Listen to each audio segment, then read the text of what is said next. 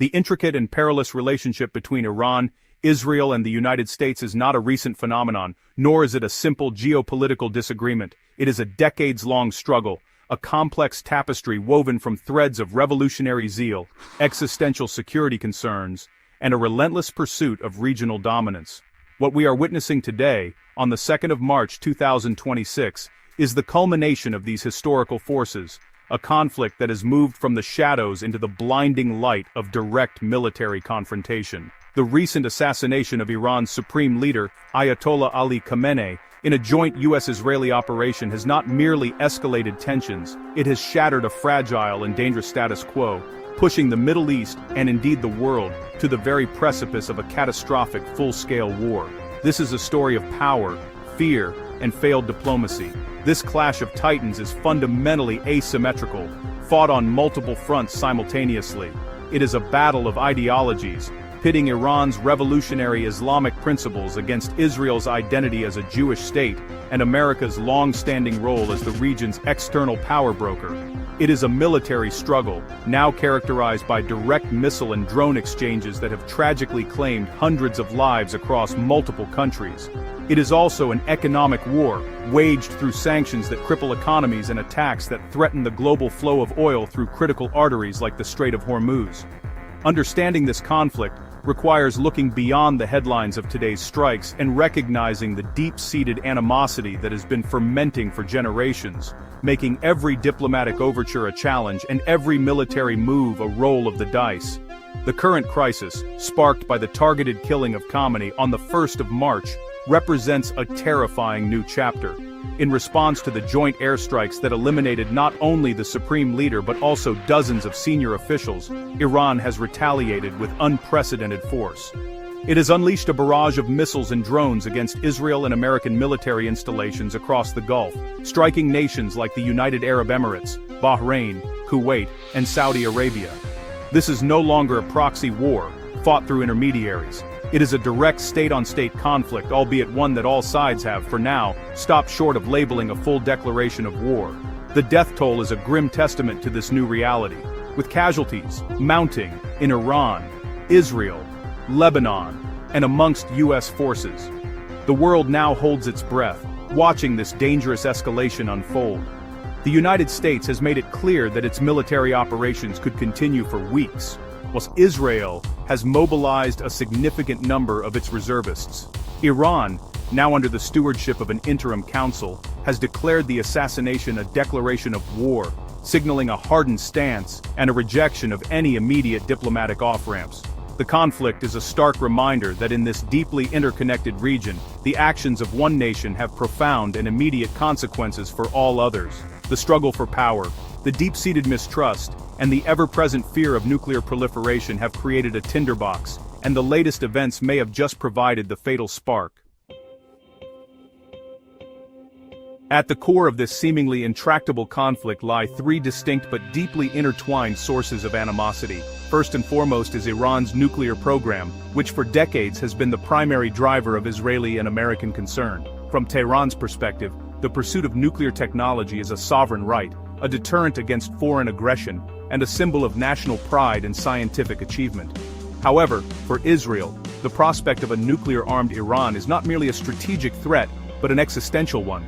Israeli leaders, haunted by the memory of the Holocaust, view the rhetoric from Tehran, which has often included calls for Israel's destruction, as a clear and present danger that cannot be tolerated under any circumstances. This fundamental clash of perceptions has shaped Israel's security doctrine for a generation. The Israeli strategy has been one of prevention, employing a range of tactics from cyber attacks and covert operations to targeted assassinations of Iranian scientists and military officials. This proactive stance is designed to delay and disrupt Iran's nuclear progress at all costs. As recently as June 2025, Israel claimed to have successfully destroyed a significant portion of Iran's missile stockpiles, demonstrating its commitment to this strategy of degradation. For Israel, security is a zero-sum game when it comes to Iran. Any advancement in Tehran's military or nuclear capabilities is seen as a direct reduction in Israel's own safety, creating a perpetual cycle of action and reaction. The third pillar of this conflict is the historical rivalry between the United States and Iran, which dates back to the 1979 Islamic Revolution. The revolution overthrew a US-backed monarch, and the subsequent hostage crisis at the American embassy in Tehran severed diplomatic ties and embedded a deep-seated animosity between the two nations. For Washington, Iran represents a destabilizing force in the Middle East, a state sponsor of terrorism that challenges American interests and its allies through a network of proxy forces. This has led to a long-standing U.S. policy of containment, primarily through crippling economic sanctions designed to isolate Iran and limit its ability to fund its military and regional ambitions. These three drivers, Iran's nuclear ambitions, Israel's security fears, and the US-Iran rivalry, feed into one another, creating a vicious cycle of mistrust and escalation. Every step Iran takes to advance its nuclear program is interpreted by Israel and the US as proof of its hostile intentions, justifying further military and economic pressure. In turn, this pressure reinforces the narrative within Iran that a powerful deterrent, perhaps even a nuclear one, is essential for its survival against formidable external enemies. This toxic dynamic has poisoned the well of diplomacy for years, making any genuine attempt at reconciliation or compromise extraordinarily difficult, as each side views the other's actions through a lens of suspicion and historical grievance. For years before the current direct confrontation, the conflict between Iran, Israel, and the United States was largely waged in the shadows, a clandestine war fought through proxies, cyber attacks, and targeted strikes. This method of engagement allowed the principal actors to inflict damage upon one another without crossing the threshold into a conventional, all-out war. Iran, in particular, perfected this strategy, building a so-called axis of resistance. This network includes powerful non-state actors like Hezbollah in Lebanon, various militias in Iraq and Syria, and the Houthis in Yemen. By arming, training, and funding these groups, Tehran has been able to project its power across the region, challenge its adversaries, and maintain a degree of plausible deniability. Israel and the United States have consistently worked to counter this proxy network. Israel has conducted hundreds of airstrikes in Syria over the years, targeting Iranian weapons shipments, military bases, and commanders to prevent the establishment of a permanent Iranian military foothold on its northern border. The United States has similarly targeted Iran-backed militias in Iraq, as seen in the recent joint strike that killed 4 members of Kataib Hezbollah following the assassination of Khamenei. This shadow war created a persistent, low-level conflict zone stretching from the Mediterranean to the Persian Gulf, where skirmishes could erupt at any moment, often with devastating consequences for the local populations caught in the crossfire. The escalation to missile and drone warfare represents a significant and dangerous evolution of this conflict. While these technologies have been used by proxies for some time, their recent deployment by the states themselves marks a new era. Iran's launch of over 165 ballistic missiles and hundreds of drones at targets in Israel and the Gulf states is a direct challenge, showcasing its expanding military capabilities. While many of these projectiles were intercepted by sophisticated air defense systems, the sheer volume of the attacks demonstrates a willingness to risk direct retaliation. This form of warfare allows for strikes deep within enemy territory without deploying ground troops, but it also increases the risk of miscalculation and civilian casualties, as tragically seen in recent days. This battlefield without borders has now become terrifyingly real for civilians across the region. The recent Iranian missile strike that killed 9 people in the Israeli city of Beit Shemesh, and the Israeli airstrikes in Lebanon that have killed over 30 people and displaced thousands, illustrate the human cost of this escalating conflict.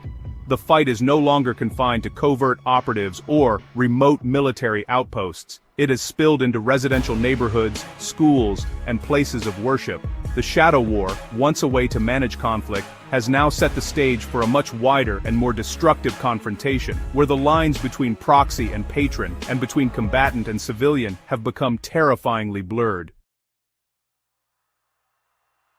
The history of diplomatic engagement between these three nations is a story of fleeting hope and profound failure, haunted by a fundamental and seemingly unbridgeable trust deficit. The most significant attempt to resolve the central issue of Iran's nuclear program was the 2015 Joint Comprehensive Plan of Action, or the Iran Nuclear Deal.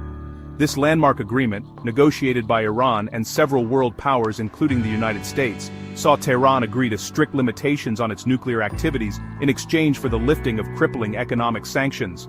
For a brief period, it appeared that a diplomatic pathway existed, one that could trade transparency for economic normalization and de-escalate regional tensions. However, the deal was built on a fragile foundation. In the United States, it faced fierce political opposition, with critics arguing it did not go far enough to dismantle Iran's nuclear infrastructure or address its ballistic missile program and regional activities. In Israel, the deal was viewed as a historic mistake, one that provided Iran with a pathway to a nuclear weapon, after certain clauses expired, and rewarded the regime with billions of dollars in sanctions relief. The U.S. withdrawal from the agreement in 2018 under a new administration, and the subsequent reimposition of maximum pressure sanctions, effectively killed the deal and vindicated hardliners in Iran who had always been skeptical of American promises. The collapse of the JCPOA plunged the region back into a cycle of escalation and mistrust, making any future negotiations exponentially more difficult. For Iran, the American withdrawal was proof that the United States could not be trusted to honor its commitments, regardless of international consensus. This sentiment has only hardened as evidenced by the recent declaration from Iran's National Security Council Secretary, Ali Larijani, who publicly denied any possibility of new nuclear talks with Washington. From the American and Israeli perspectives, Iran's gradual abandonment of its own commitments under the deal following the U.S. withdrawal confirmed their belief that Tehran was never acting in good faith and was merely biding its time. Today, the prospects for diplomacy are at their lowest point in decades. The direct military conflict following Khamenei's assassination has all but eliminated any space for negotiation. Each side's goals are fundamentally at odds. Iran seeks the removal of all sanctions and recognition of its regional influence. Israel seeks the complete and verifiable dismantlement of Iran's nuclear and missile capabilities, and the United States seeks to contain Iranian power and ensure the security of its regional allies. Without a shred of mutual trust, and with the sound of explosions echoing across the Middle East, the language of diplomacy has been drowned out by the drums of war. Any future talks would require a level of political courage and compromise that seems utterly absent in the current climate. As of today, the Middle East is a theater of active, widespread military conflict, though one that has precariously avoided the official designation of a full-scale war. The situation is defined by a series of ongoing retaliatory strikes. Following the U.S.-Israeli operation that killed Ayatollah Khamenei, Iran has launched massive missile and drone attacks, not just on Israel and U.S. bases, but also on American allies in the Gulf. In return, the U.S. and Israel have continued their operations, striking government and military sites in Tehran, destroying Iranian naval assets, and hitting proxy forces in Iraq. The U.S. president has warned these operations could last for weeks, and Israel's mobilization of 100,000 reservists signals a readiness for a prolonged and intensified campaign. The human and economic costs are already staggering and continue to mount. Across the region, over 200 people have been killed in just a few days. In Iran, the toll includes over 100 students at a girls' school, a devastating tragedy that highlights the indiscriminate nature of modern warfare. In Israel, missile strikes have brought death and injury to civilian areas.